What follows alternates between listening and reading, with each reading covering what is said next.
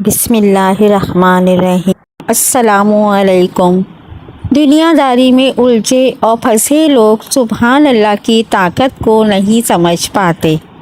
سبحان اللہ کو لوگ ایک عام سا لفظ سمجھتے ہیں، لیکن حقیقت میں یہ کوئی عام لفظ نہیں ہے۔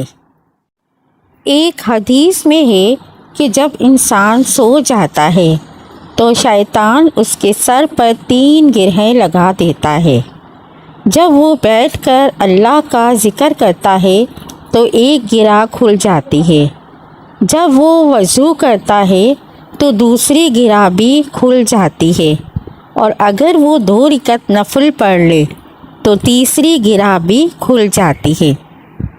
وہ صبح کے وقت چست ہوتا ہے ورنہ سست رہتا ہے۔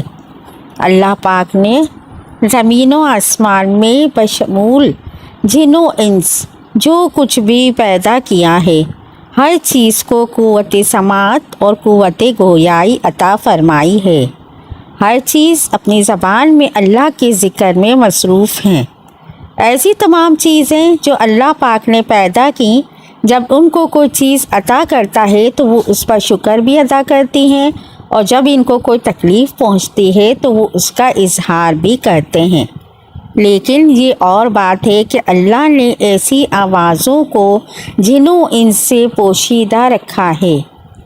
اس زمین میں کوئی لے لیجئے، بولتی بھی ہے، سنتی بھی ہے، خوشی غمی کو بھی محسوس کرتی ہے اور اس کا اظہار بھی کرتی ہے۔ محترم ناظرین، آج کی اس ویڈیو میں ہم آپ کو سبحان اللہ کہنے کی فضیلت کے بارے میں بتائیں گے کہ ایک بار سبحان اللہ کہنے سے کیا حاصل ہوتا ہے۔ اگر آپ روزانہ سبحان اللہ کہنے کی تسبیح شروع کرتے ہیں تو اس سے آپ کی زندگی میں کیا فرق پڑے گا؟ اگر آپ کسی پریشانی یا مشکل کا شکار ہیں تو آپ کیسے سبحان اللہ کے ورد سے ان تمام گھریلو اور معاشرتی پریشانیوں سے نجات حاصل کر سکتے ہیں اور کیسے اپنی زندگی میں سکون لا سکتے ہیں؟ ویڈیو مکمل دیکھیں گے تو انشاءاللہ بہت فائدہ ہوگا۔ موضوع شروع کرنے سے پہلے ایک حدیث کا مفہوم ہے جس میں حضور صلی اللہ علیہ وآلہ وسلم نے دلوں کے سکون کے بارے میں فرمایا، جہاں کہیں اللہ کے بندے اللہ کا ذکر کرتے ہیں تو لازمی فرشتے ان کے گرد ہر طرف سے جمع ہو جاتے ہیں اور رحمت الہی ان کو ڈھانک لیتی ہے، ان پر سکینہ کی کیفیت نازل ہوتی ہے۔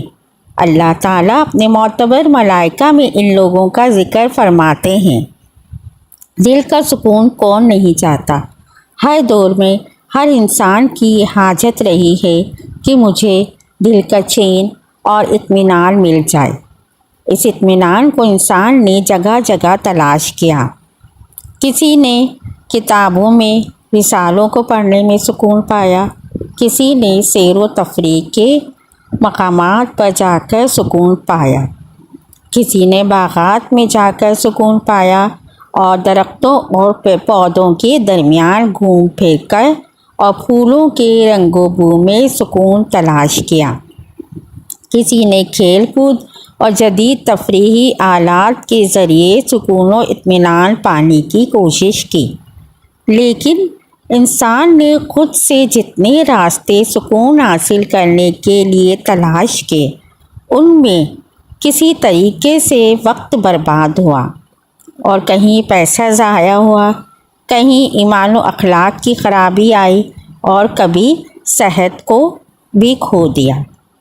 یہ درست ہے کہ ان چیزوں میں بھی وقتی طور پر سکون ملتا ہے، لیکن خالق کائنات جس نے ہمارے جسم کی مشین کو بنایا، اس ذات حکیم و کبیر میں ہمیں رسول اللہ صلی اللہ علیہ وآلہ وسلم کی سیرت مبارکہ کے ذریعے سکون حاصل کرنے کی بہترین تعلیم عطا فرمائی۔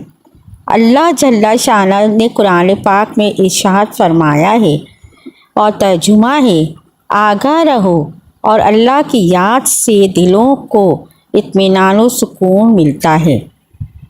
اطمینان قلب ایک بہت بڑی نعمت ہے، اسے دولت سے نہیں خریدا جا سکتا۔ مادیت پرستی کے دور میں انسان سکون کے لیے بے قرار ہے۔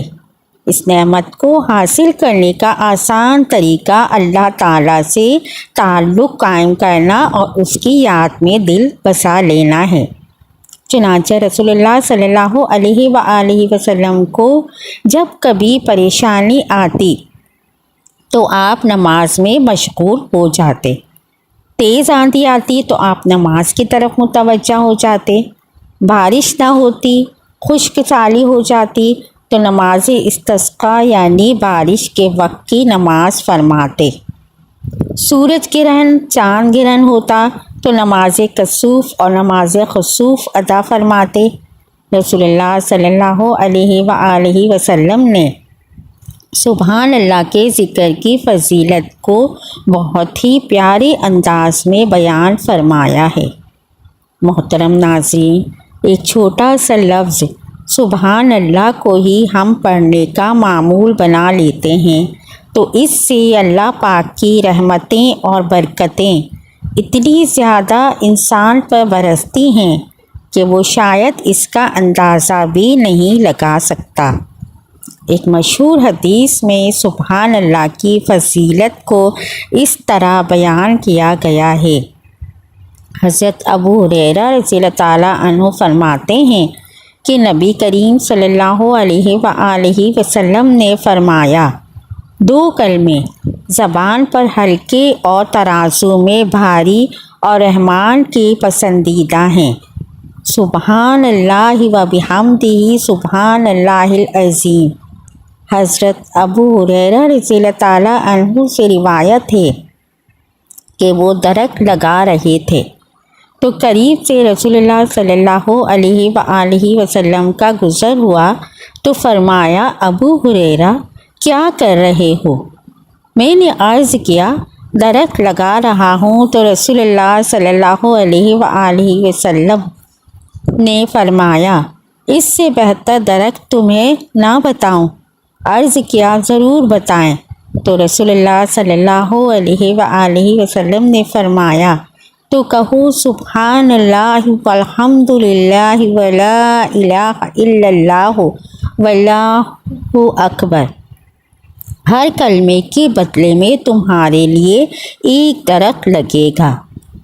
حضرت ابو ذر رضی اللہ تعالیٰ عنہ سے روایت ہے کہ رسول اللہ صلی اللہ علیہ وآلہ وسلم نے مجھ سے فرمایا، میں تمہیں وہ کلام نہ بتاؤں جو اللہ تعالیٰ کو سب سے زیادہ پسند ہے؟